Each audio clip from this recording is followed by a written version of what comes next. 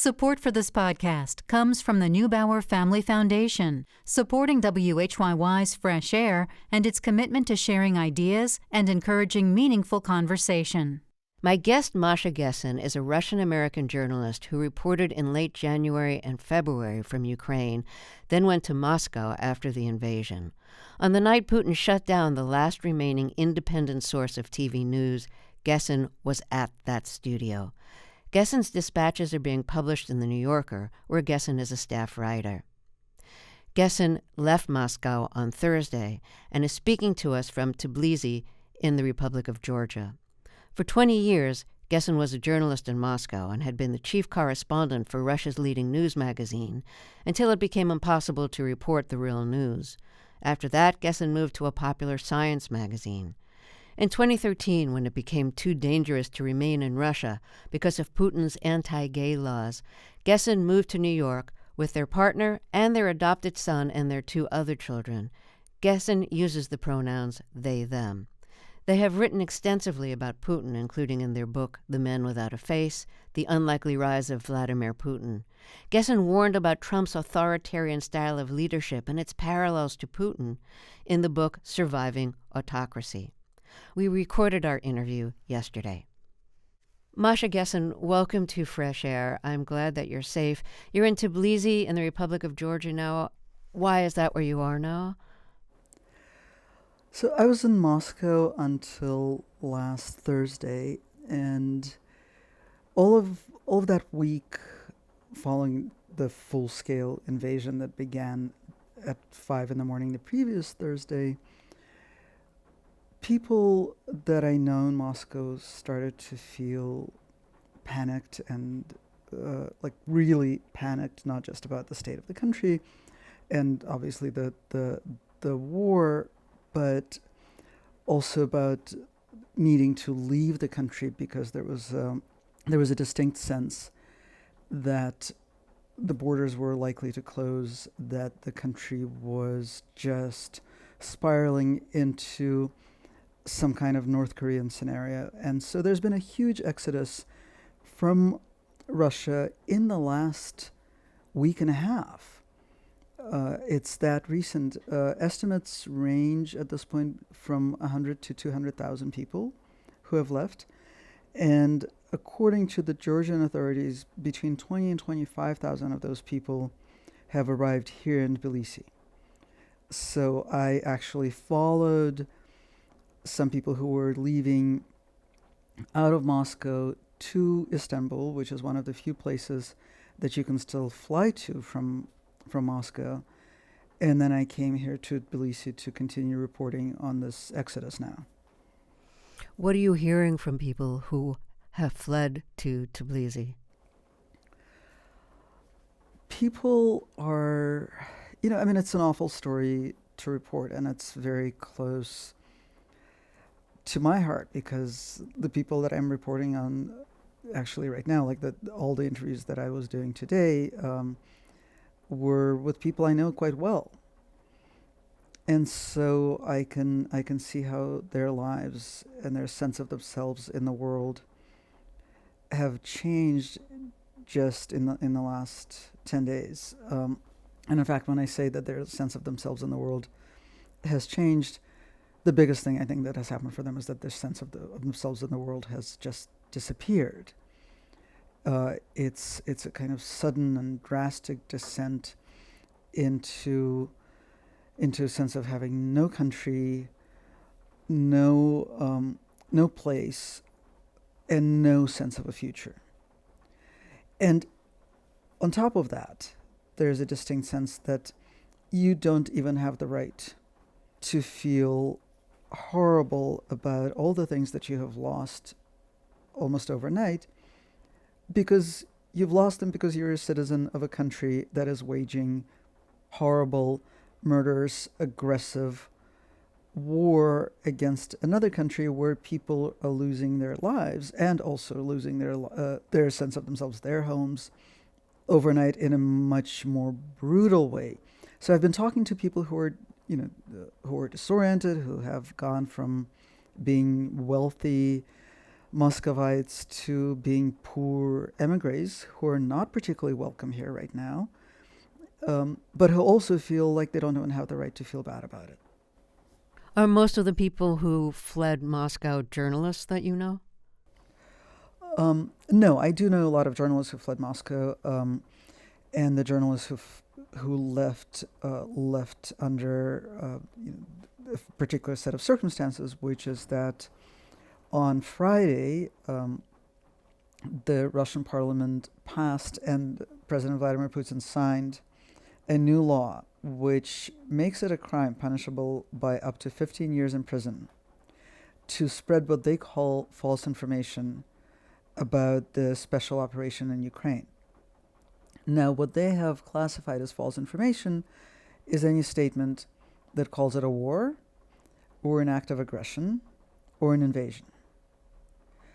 So I know of at least 80 journalists who have fled Russia in the last week precisely because there was a real risk that they would be prosecuted under this new law. So in other words, if But you in tell the addition truth, to journalists, you're going to be put in prison for 15 years. if you tell the truth, you can face up to 15 years in prison for the crime of spreading false information. Yeah. But, the people, the people I was talking to today are a sociologist, a popular science educator, an Orthodox priest, a podcaster, an editor. So these are not journalists. These are people who on the one hand feel that they personally may be in danger because they have been arrested at protests in the past, and at this point, that raises a very real risk of actually going to prison. But more than that, they're running from the fear of ending up behind the Iron Curtain, as the Iron Curtain gets restored very rapidly. But also, they don't want to be a part of an invading country. They don't see themselves living in that country anymore. They don't see themselves belonging to it in any way. So some of their reasons are not as clearly spelled out as I may be going to prison for 15 years. It's just I can't be here anymore. My impression from your writing is that there's a big division now in Russia between people who have managed to find sources of the truth about the war Russia really is waging against Ukraine, and those people who believe the propaganda that the Russian government is putting out and think like nothing's wrong here. Yes, it should probably be noted that the people I'm describing, even if the estimates of 200,000 people leaving Russia are correct, that's still a tiny, tiny minority of Russians.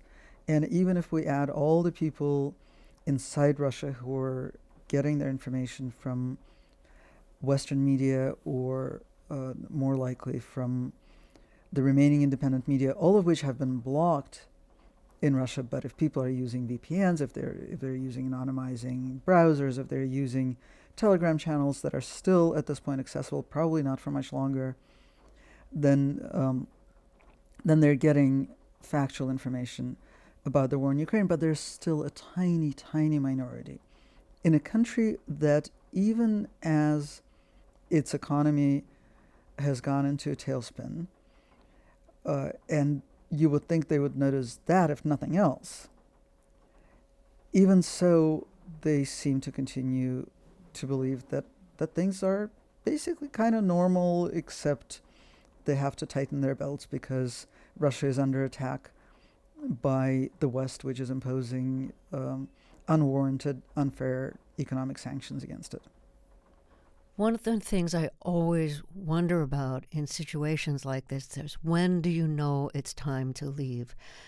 And you watch people make that decision first in Ukraine and then in Moscow. So let's go to Ukraine for a second. For a while, people thought, oh, Russia is just scaring Ukraine. They're not really, they're trying to teach Ukraine a lesson. They're not really going to invade. And then not only did Russia invade, I mean, it's just been absolutely brutal. It's been a war on the whole country and on its citizens. What kind of anguish were the people going through who you knew and who you were talking to about whether they should leave or not before the invasion actually started? So I was in Kiev and in Kharkiv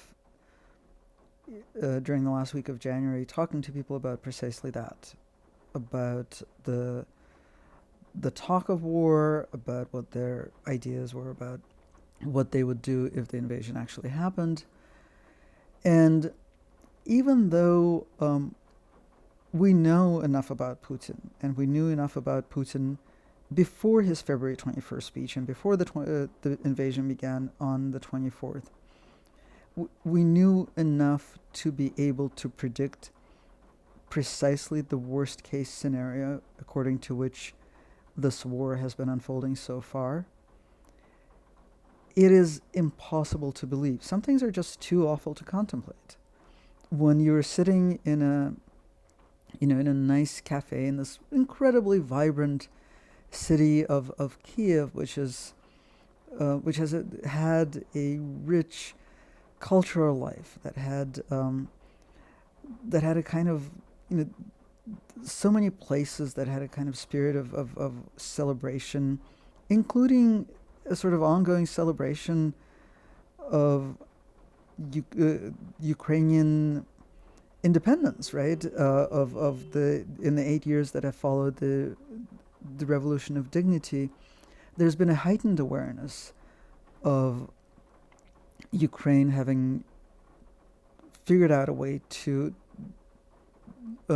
create a kind of democracy and a really cohesive society in the rubble of the Soviet Union, unlike so many of its former fellow members of the Soviet Union.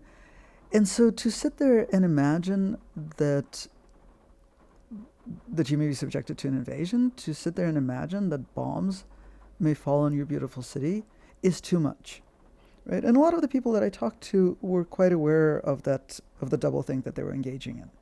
On the one hand, they had stocked up on necessary supplies, and on the other hand, they were saying, this is impossible, I don't believe it. You were at TV Rain, Russia's last independent TV channel, on the night it was shut down. A couple of nights before that, you were interviewed on that channel, and then you heard that it was being shut down, so you went right over there. What was said on the air that appeared to be like the last straw for the Russian government? TV Rain started running a round-the-clock live broadcast covering the war in Ukraine and calling it a war from the moment the invasion began.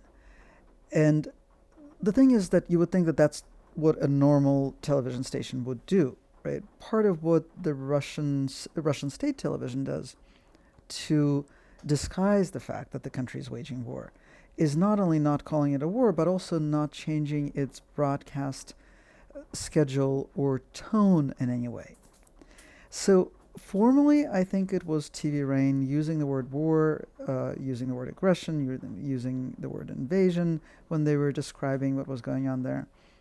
But considering that the Russian government has blocked every single source of independent information in the last week, those things were just pretexts. It's that the state is in the process of establishing final total monopoly over information. When you got there, when you got to the station, what was going on at the station? When I got to TV Rain, they were still broadcasting. Their website had already been blocked, but they were still streaming to YouTube, which is still accessible in Russia. The two anchors who were in the studio had gotten the news that the website was blocked while they were on air, had read it on air, and continued to broadcast. And then after the broadcast, some people had come specially because they had heard that the site had been blocked.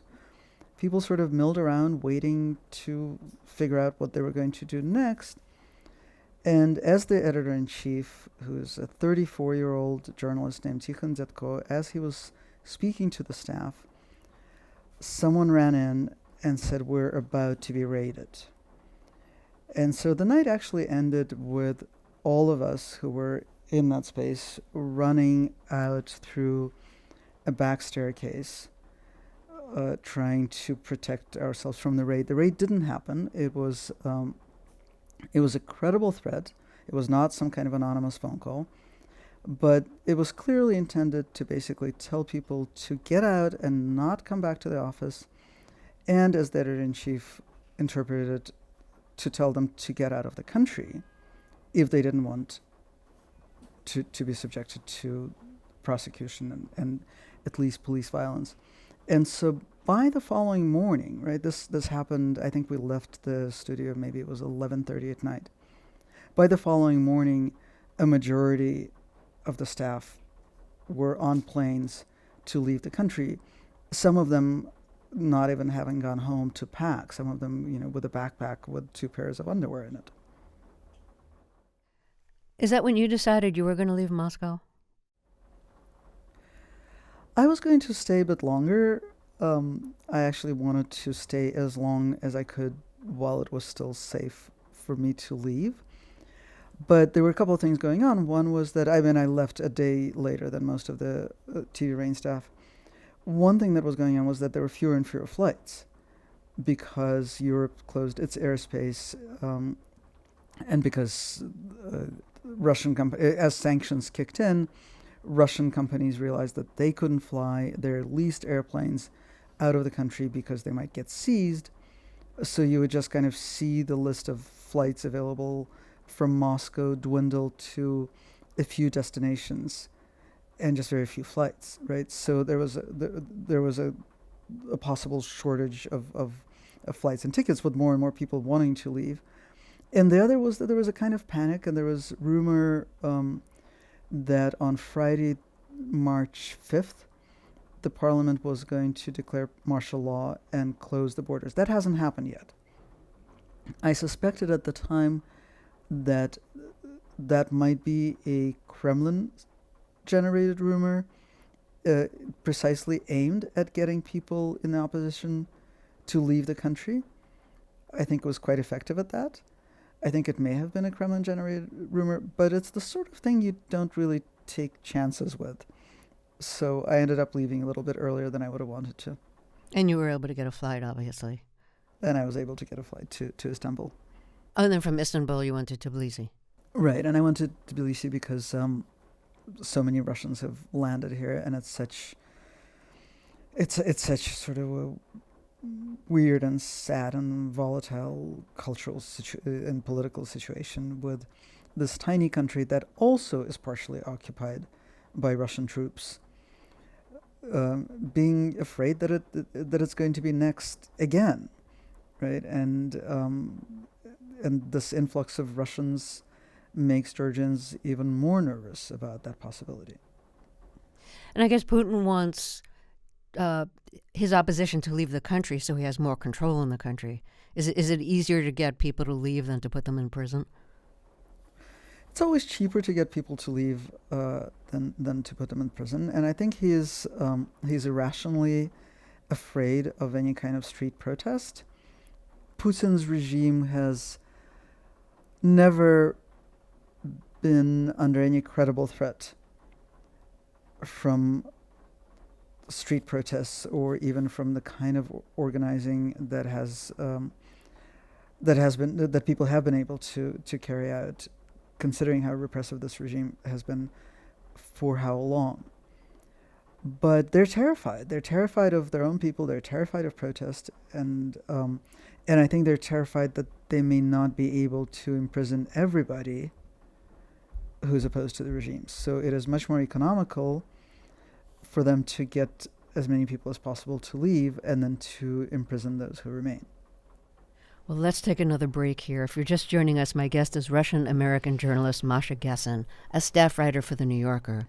We'll talk more about their reporting from Russia after we take a short break. I'm Terry Gross, and this is Fresh Air. Let's get back to my interview with Russian-American journalist Masha Gessen, a staff writer for The New Yorker. Masha Gessen goes by the pronouns they, their, them. They reported from Ukraine just before the invasion, then went to Moscow, where they remained until last week. For 20 years, Gessen was a journalist in Moscow and had been the chief correspondent for Russia's leading news magazine until it became impossible to report the real news. After that, Gessen moved to a popular science magazine. In 2013, when it became too dangerous to remain in Russia because of Putin's anti-gay laws, Gessen moved to New York with Gessen's partner and their adopted son and their 2 other children. Gessen has written extensively about Putin, including in their book The Man Without a Face, The Unlikely Rise of Vladimir Putin. Gessen warned about Trump's authoritarian style of leadership and its parallels to Putin in the book Surviving Autocracy. Russia has passed several new laws. You mentioned the law pertaining to journalists and what you're not allowed to say. One of the new laws, and I think this passed the full parliament, one of the new laws is that mass graves are legal during wars and states of emergency now. What are the implications of that? When I think of mass graves, I don't think of good things. So that the law on mass graves, or sort of regulating mass graves during states of emergency and military operations, actually went into effect on February 1st. And it's one of the signs that we have that this particular military operation was in the works for a very long time. Things were put in place to make this possible over the course of at least a year. Something else that happened late last year was that they banned the use of smartphones and personal cell phones by active duty military personnel. So they're both of those things, the mass grave legislation and the ban on cell phone use, are clearly intended to avoid information getting out about where troops are, what they're doing, and how many people are dying. In a country where the media are totally controlled by the state, those are really effective moves. Because until you have so many soldiers dying that their families can actually talk to one another across this vast country, this vast and very atomized country, until that happens, and that requires a kind of critical mass and probably a critical amount of time, they can very effectively suppress information about what's happening there and how many people are dying there. And they've been doing that. They've, for the first several days of the war, they were not admitting to any casualties. Then they finally said that 498 military personnel have died. But estimates from the Ukrainian side and also from Western analysts range from a couple of thousand to several thousand. That's a huge difference, and that's the kind of difference, the kind of misinformation that you can maintain if you shut people up and control the media.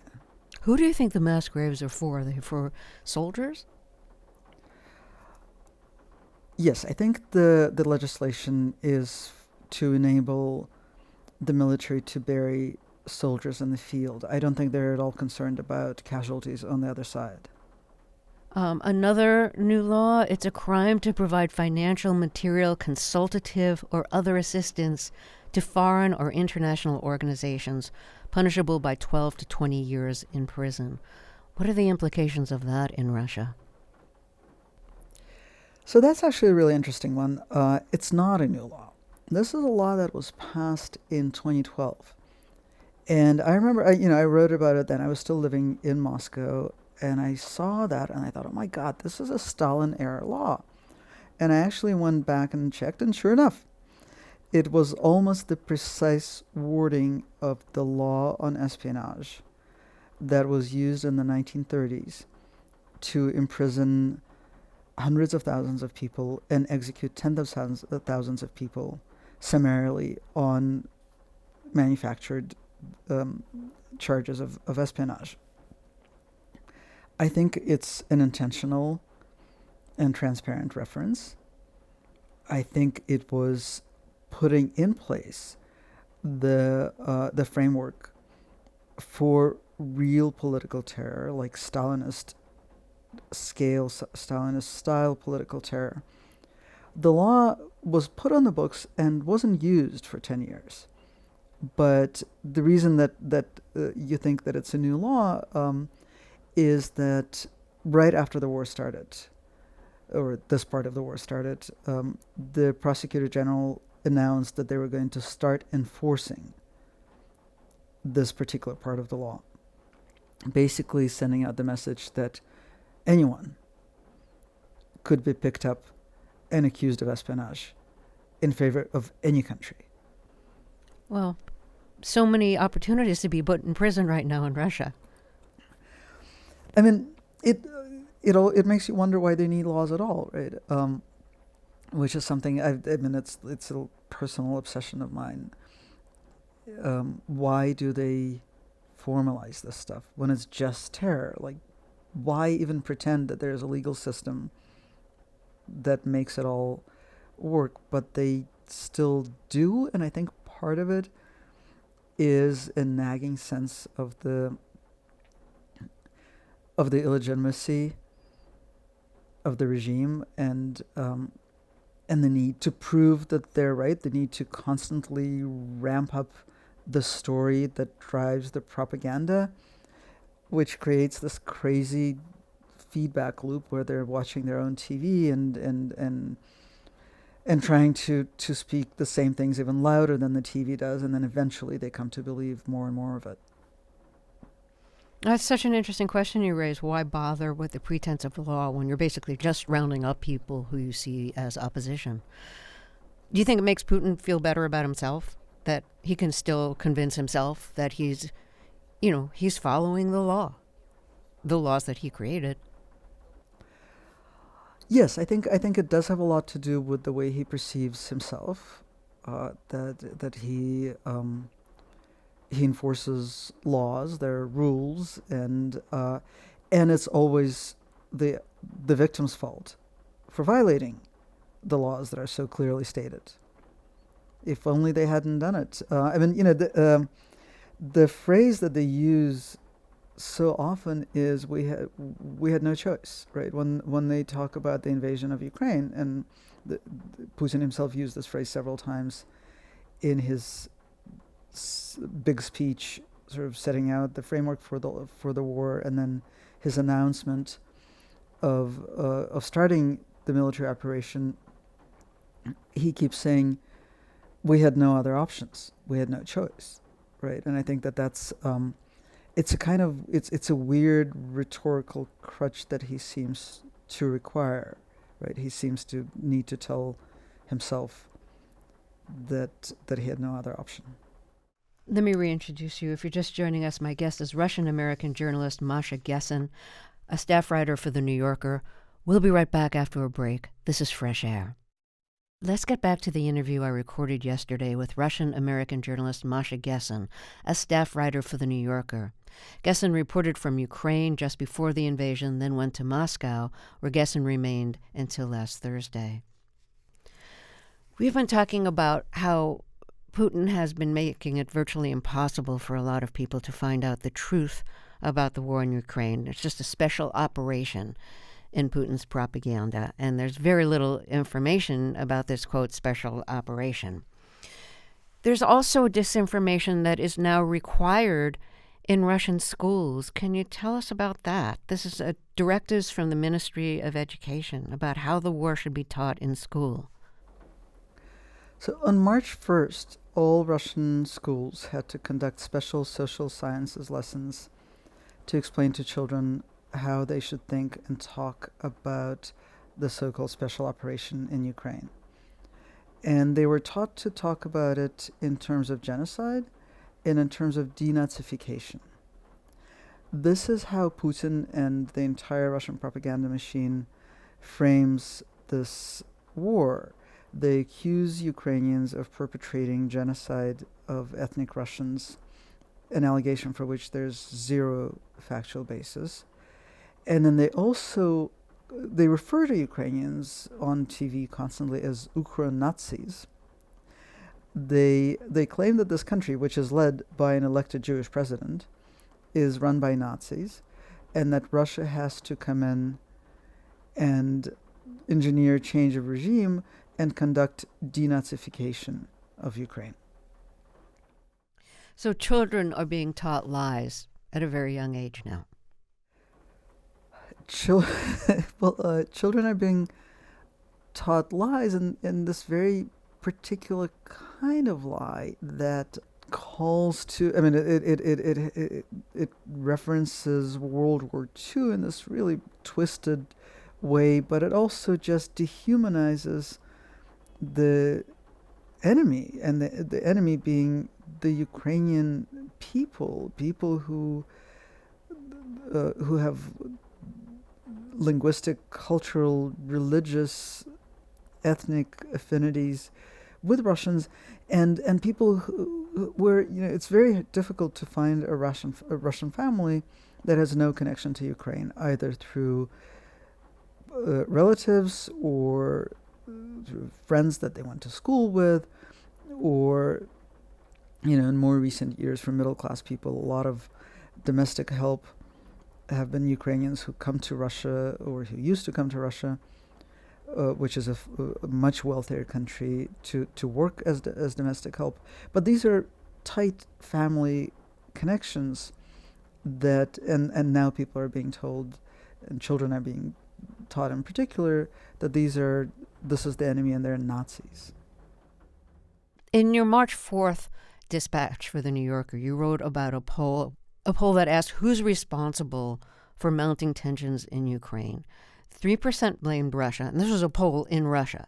So 3% blamed Russia, 14% blamed Ukraine, and here's the shocker, 60% blamed the U.S. What is behind that? So the larger historical narrative that the Kremlin has been pushing very, very effectively, and I think it's so effective because this is actually the part that I think Putin firmly believes himself, that the United States is an expansionist power that is interested in taking over the world, and certainly the entire post-Soviet space, and that Ukraine has a government that is a U.S. puppet, and that the U.S. is using Ukraine to surround Russia, to place NATO military bases and weapons close to the Russian border, although there are no military NATO bases or weapons in Ukraine, or there weren't any weapons until the invasion, because Ukraine is not a member of NATO. But I think the sense that Russia is a fortress under siege, and that the United States is surrounding it with military, and now they're also talking about biomedical or bioweapon threat. I think there is a genuine element of fear and a sort of sense of having been diminished by the United States to that legend, and that's part of what makes it so effective. One of the most terrifying things that I read in your dispatches for The New Yorker is that one Russian analyst, who you think is a really good analyst, said that Putin might feel so kind of pushed into a corner that he lashes out by using a nuclear weapon at what he thinks of as the capital of the world, which would be New York. Tell us more about what this analyst said to you and what you make of that really terrifying comment.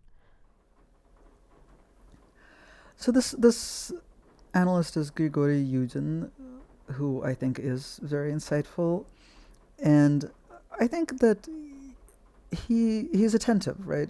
Good analysts they largely earn their stripes by just really paying close attention to what is being said and done. And Putin has been threatening to use nuclear weapons for a long, long time. This is another strain of thought and action that we have observed over the years. Russia has changed its military doctrine to make it easier to use nuclear weapons, and this happened many years ago. Putin has repeatedly reminded the world, and in particular the United States, that Russia is a nuclear power. And, I don't know that I agree with Yuzin that the first target would be the United States, and in particular New York City. I think that Putin is much more likely, and has given indications of this. I'm also seeing indications of this in the way that the Russian state television narrative is working. I think it's much more likely that they would use a tactical nuclear weapon to target, say, a military airport in Poland. In Poland? In Poland. Well, yeah. So the reason, Poland is a country that borders both Russia and Ukraine. It's just to the west of Ukraine, and military aid to Ukraine that is coming from Western countries is coming through military airports in Poland. Poland also used to be a part of the Soviet military bloc. In fact, the Soviet equivalent of NATO, the Soviet-dominated equivalent of NATO, used to be called the Warsaw Bloc. So the use of Polish military airports to supply arms to Ukraine is almost a personal affront to Putin, who views himself as an agent of restoration, who wants to bring back the former glory that Russia had in a bipolar world. And so the fact that they're using not just a former Warsaw Pact country's airports, but Poland's, right? The country where the capital is Warsaw, is like adding insult to injury. And so there's been a lot of nuclear saber rattling in that general direction, or actually in that specific direction. The sanctions against Russia, the economic sanctions against Russia, are, killing the Russian economy. The ruble is in free fall. The stock market has been closed. So Russians are really suffering. They can't even get access to their money. A lot of the credit card companies have shut off access to Russia. So Russian citizens are suffering. What are the chances they blame the U.S. and not Putin for that?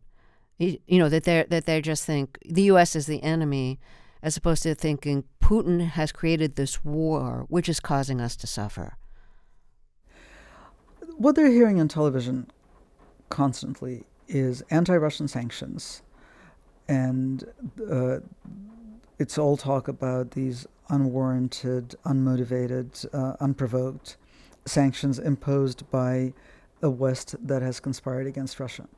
But they're also hearing something else. They're hearing that these sanctions, especially today, I actually spent a little bit of time watching Russian television today just to see if the tenor had changed. And the tenor hasn't changed, but the message has shifted a little bit.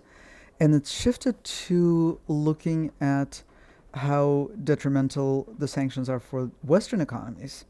How now that President Biden has said that, has imposed sanctions on Russian oil, gas, and coal, Russian television is talking about how oil and gas prices are skyrocketing in Western Europe and the United States, how ordinary Americans and Europeans are being affected by it, which I think serves a dual purpose. It sort of communicates to Russians that the whole world is experiencing some sort of economic hardship, but it also just paints Western powers as completely crazy, right? They're like doing these awful things to their own people and to the Russian people for no particular reason.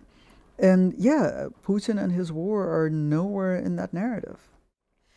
Well, let me reintroduce you again here. If you're just joining us, my guest is Russian-American journalist Masha Gessen, a staff writer for The New Yorker.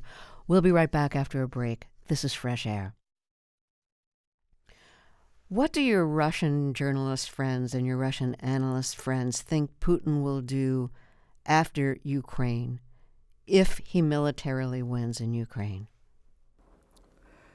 I think Putin has made it very clear that he doesn't see Ukraine as the end goal.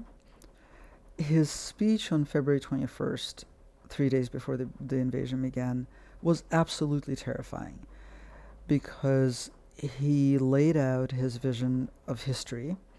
And, totalitarian rulers appoint themselves enforcers of the laws of history.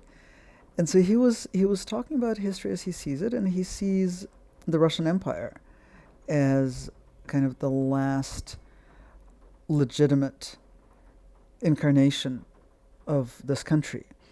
He cancels out the entire Soviet framework, which on paper gave constituent republics the rights of statehood. And so he has signaled that he sees any country that once belonged to the Russian Empire as fair game. That includes the entire Soviet territory, plus Finland and Poland. And, that includes the Baltic states, which are NATO members and EU members. And if he carries out anything in Ukraine that he can frame as a victory, more such operations will follow and more such victories will follow. He is intent on violently redrawing the map of Europe, and that process will continue as long as he is alive and in charge in Russia. But it also sounds like Putin is the kind of leader who won't allow himself to be perceived as a loser. In the scenario where your analyst friend talked about the possibility of Putin using a nuclear weapon in New York, the context of that was, Putin won't let himself be seen as a loser, so if he's really up against a wall, that's what he could conceivably do. So it just seems like an impossible situation. If you have somebody who's irrational, who's totally lacking in humanity and empathy, and who's willing to do anything to be perceived as the winner and not the loser, like, what sane options are there? So I wouldn't actually call him irrational. I think that he is consistent and rational inside his own mental system. And he does give us access to his mental system. He does tell us how he views the world.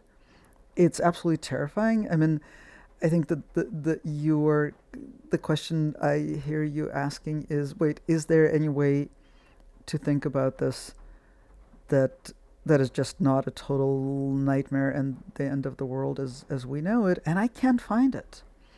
I mean, the absolute best case scenario would be some kind of partial victory in Ukraine that would make him declare victory and at least pause for a little bit, and then maybe he will die eventually before blowing up the world, right? That's the best case scenario.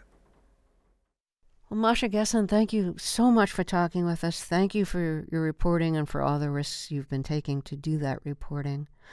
Really, really appreciate it. Thank you, Terry. It's great to talk to you. My interview with Masha Gessen was recorded yesterday. They spoke to us from Tbilisi in the country Georgia. Gessen is a staff writer for The New Yorker.